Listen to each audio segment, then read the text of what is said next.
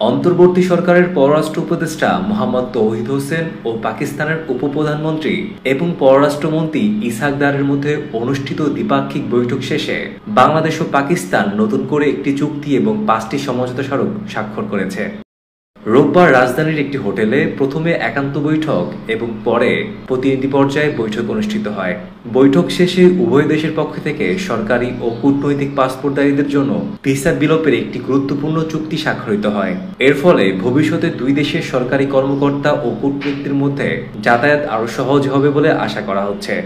এছাড়া স্বাক্ষরিত 5টি সমঝোতা স্মারকের মধ্যে রয়েছে বাংলাদেশ ও পাকিস্তানের মধ্যে বাণিজ্যিক বিষয়ে জয়েন্ট ওয়ার্কিং গ্রুপ গঠন, দুই দেশের জনগণের মধ্যে বোঝাপড়া ও সম্পর্কের জোরদার সাংস্কৃতিক বিনিময় কর্মসূচি, কূটনৈতিক দক্ষতা বৃদ্ধির লক্ষ্যে ফরেন সার্ভিস একাডেমির মধ্যে সহযোগিতা, রাষ্ট্রীয় বার্তা সংস্থা বাসোস ও এপিপিসির মধ্যে সমঝোতা, গবেষণা ও নীতি নির্ধারণ সহযোগিতার জন্য বিআইআইএস ও আইএসএস এর মধ্যে চুক্তি।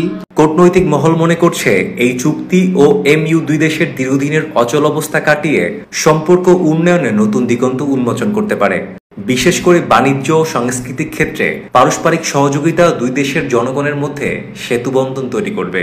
দ্বিপাক্ষিক বৈঠক শেষে ইসহাক দার বিকেলে অন্তর্বর্তী সরকারের প্রধান উপদেষ্টা ডক্টর মোহাম্মদ ইউনূসের সঙ্গে সৌজন্য সাক্ষাৎ করবেন।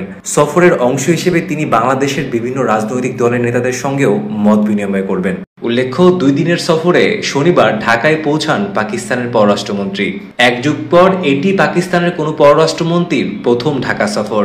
সফরের প্রথম দিন তিনি বিএনপি, জামায়াত ও ন্যাশনাল পিপলস পার্টি এনসিপির সাথে বৈঠক করেন।